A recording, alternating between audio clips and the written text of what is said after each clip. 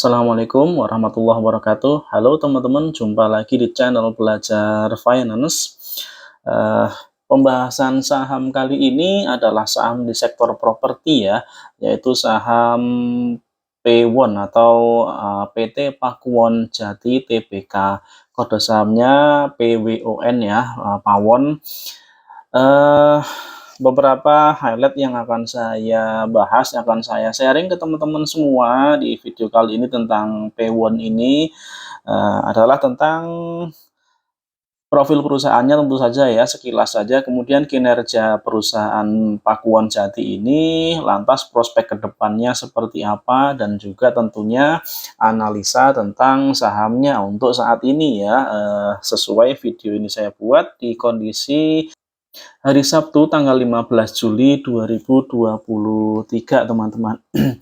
Nah, saham P1 dalam beberapa tahun pertumbuhan lambannya bagus ya, kinerja keuangannya terus tumbuh. Namun dalam beberapa bulan terakhir terlihat harga sahamnya cenderung sideways ya, tidak bergerak seiring dengan pertumbuhan kinerja keuangan dari perusahaan. Nah, nanti kita akan lihat ya bagaimana kinerja keuangan perusahaan ini dan kemudian potensi profit di sahamnya tentu saja.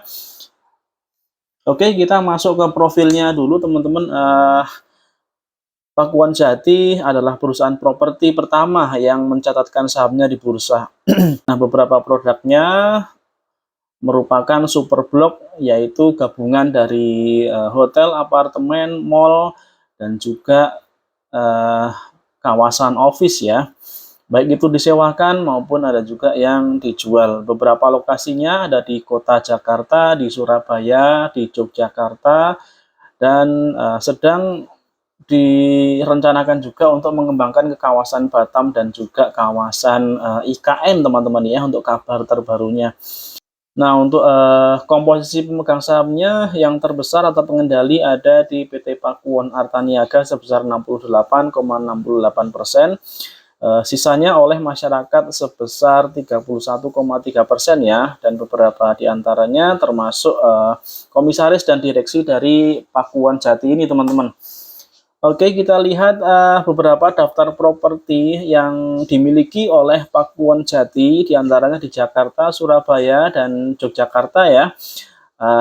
Terdiri dari 3 super blok di Jakarta, yaitu Kota Kasablanka, kemudian Gandaria City, kemudian Pakuwon Mall di Bekasi yang saat ini sedang progres konstruksi teman-teman.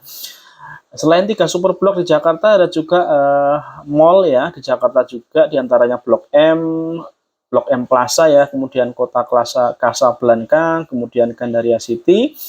Ini lokasinya menyatu dengan super blok tadi ya. Kemudian satu unit apartemen di Jakarta, yaitu apartemen Somerset Berlian, lalu 4 office atau perkantoran. Kemudian ada satu hotel di Jakarta, yaitu Hotel Grand Sheraton Jakarta. Kalau di Surabaya ada 2 super blok, yaitu super blok Tunjungan City dan juga Pakuwon Mall.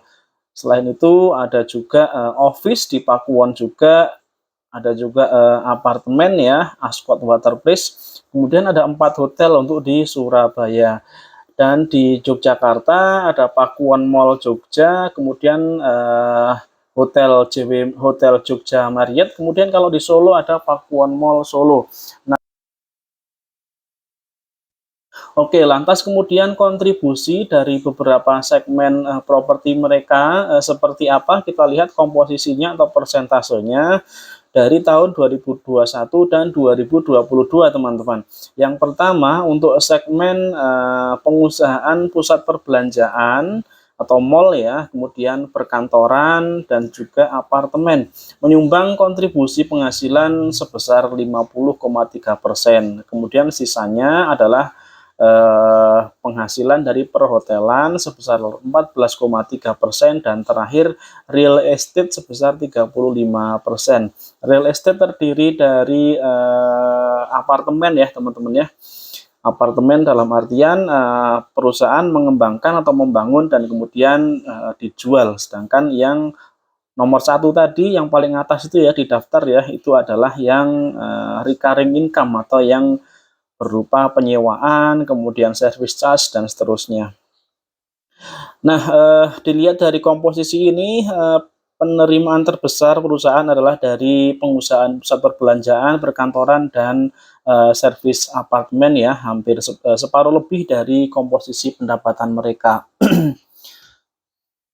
Disusul komposisi pendapatan berikutnya adalah dari pengembangan atau real estate dan yang terakhir perhotelan. Nah, dilihat dari sifat pendapatannya teman-teman ya, sifat pendapatannya kita bagi dua.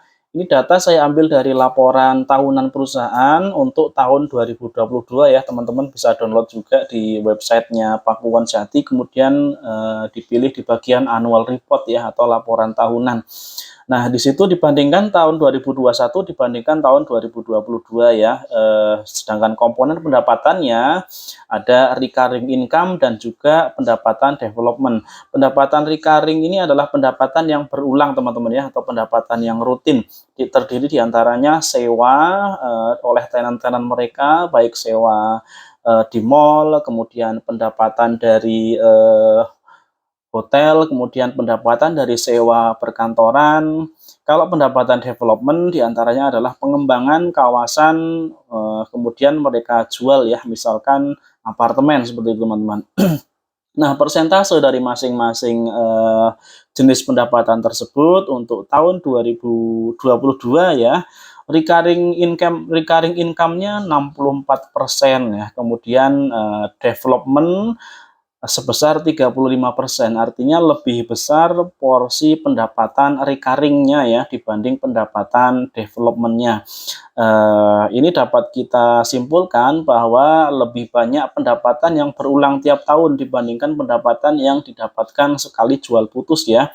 Dan ini bagus untuk keberlangsungan pendapatan perusahaan ke depannya ya, artinya masih akan ada lagi pendapatan di periode-periode atau di tahun-tahun berikutnya ya, karena sifatnya berkelanjutan teman-teman. Dan untuk komposisi ini recurring income-nya meningkat ya dari tahun 2021 ke 2022, proporsinya meningkat dibandingkan dengan pendapatan dari segi development. Nah, secara historis atau kita lihat pertumbuhan pendapatannya dari tahun 2018 sampai dengan tahun 2022, ada pendapatan yang belum bisa ditembus sampai dari tahun 2022, yaitu pendapatan di tahun 2019 yang belum bisa dipecahkan rekornya sampai dengan 2022 ini ya. Di mana tertinggi saat itu di tahun 2019 adalah 7,2 triliun. Kemudian turun di tahun 2020, kemudian mulai naik lagi secara bertahap, dan terakhir di 2022 5,9 triliun rupiah. Dari persentase net income-nya 2018-2019 sangat tinggi di atas 36%, kemudian 2020 turun, dan terakhir di kisaran 26% teman-teman ya untuk persentase net income-nya. Sementara dari sisi neraca asetnya terus bertumbuh ya, grafik sebelah kanan yang grafik batang berwarna ungu, asetnya terus meningkat dari tahun ke tahun. Terakhir 30,6 triliun untuk tahun buku 2022. Sedangkan kewajibannya atau liability ada sekali penurunan di 2019 dan kemudian naik juga secara bertingkat ya sampai dengan tahun 2022 ini. Namun secara DER masih cukup bagus, masih sangat bagus ya di kisaran 36% yaitu perbandingan antara hutang dibandingkan dengan modal mereka sebesar 36%. Selanjutnya kita lihat dari elemen laba rugi teman-teman, pendapatan usaha meningkat ya 2020, 21, 22 terus naik untuk pendapatan usahanya. Lalu kita lihat paling bawah laba per sahamnya meningkat juga, terakhir di Rp31,95 per lembar saham di tahun 2022. Kalau dari sisi neraca asetnya ada peningkatan ya, 26 triliun, kemudian 28, dan terakhir 30 triliun di tahun buku 2022. Komposisinya aset lancarnya meningkat juga dari tahun ke tahun, dan ini aset lancarnya cukup besar ya, 12,2 triliun. Nah, komposisi arus kasnya, kita lihat teman-teman, penerimaan kas dari pelanggan meningkat ya. Kemudian, kas yang dihasilkan dari operasi ini 2,8 triliun dibandingkan, total penerimaan kas dari pelanggan ya. Jadi, separuh lebih dari penerimaan kasnya dihasilkan dari aktivitas operasi ya, ini artinya bagus. Dan arus kasnya positif teman-teman ya, artinya perusahaan, lebih banyak cash flow yang masuk dibandingkan cash flow keluar untuk tahun 2022. Oke, dan sekarang kita lanjutkan bagaimana nilai wajar, saham P1 ini untuk saat ini ya. Kita nilai dengan metode pendekatan rentang PBV atau PBV band dalam 5 tahun terakhir teman-teman. Di grafik paling kiri itu ada gambar PBV band ya, yang menggambarkan grafik atau garis yang naik turun berwarna biru itu pergerakan PBV hingga terakhir di PBV saat ini di angka 1,33. Kemudian garis lurus yang di gambar tersebut ya, yang berwarna, hijau itu adalah, mean PBV standard deviation, artinya, rata-rata PBV dalam 5 tahun terakhir, angkanya 1,7. Nah, saya mau pakai yang, mean PBV tersebut ya, yang 1,74 dan juga yang -1 di angka 1,26 yang berwarna merah ya. Kita masukkan ke dalam tabel yang di sudut kanan sebelah atas, di kolom pertama PBV saat ini, kemudian min PBV standar dan juga PBV plus 1 dan PBV minus 1 ya. Kemudian kolom sebelah kanannya ada nilai, dari PBV tersebut, kemudian sebelah kanannya lagi book value atau BV, lalu harga, dan terakhir, persentase kenaikan atau penurunan harga dari harga saat ini. Nah, kita ke baris nomor 3 yaitu min PBV standarnya ya, di mana nilainya 1,74 dikalikan book value saat ini 371,69 maka menghasilkan harga saham, dinilai wajar seharusnya ya menurut metode ini itu nilai wajar dari saham P1 adalah 647 ya, atau lebih tinggi 30% dari harga saat ini yang berada di 496. Nah, sedangkan jika menggunakan angka plus 1 PBV di nilai 2,21, maka harga sahamnya seharusnya di harga 821 dengan selisih atau kenaikan dari harga saat ini 40%. Dan kemungkinan penurunannya dengan menggunakan, angka -1 PBV di angka 1,26, maka harga penurunan dengan -1 PBV tadi adalah 468 dengan persentase penurunan 6% dibandingkan harga saat ini. Nah, melihat, posisi harga di atas dan di bawahnya ya, dengan membandingkan rentang PBV ini dibandingkan dengan PBV saat ini, maka potensi kenaikan sebesar 30% di harga Rp647 dan potensi penurunan dengan -1 PBV di -6% di harga Rp468. Kalau kita melihat ke angka-angka ini, maka kita bisa bergeser ke grafik pergerakan harga sahamnya di gambar yang paling kanan sebelah bawah teman-teman. Min PBV di harga atau target harga 647, posisinya sebelah situ ya yang saya gambarkan dengan garis berwarna hijau. Kemudian -1 PBV di bawahnya di harga Rp468 dengan garis berwarna kuning. Maka seperti itulah kira-kira angka target profitnya, di harga 647 ya, 30%, dan untuk harga saat ini, 496 sedang berada di dekat titik supportnya ya, di angka 440-an. Nah, teman-teman, angka 647 tersebut sebetulnya masih cukup jauh ya kalau kita melihat dari historis pergerakan harganya, di mana angka tersebut terakhir tercapai di tahun 2019 dan tahun-tahun setelahnya harganya paling tinggi, mentok di angka 600 ya, tidak lebih dari 640-an. Maka, saya kira target harga tersebut cukup ambisius ya, barangkali bisa diturunkan ke angka 550-an ya atau 600-an karena memang untuk naik ke sana cukup jauh ya.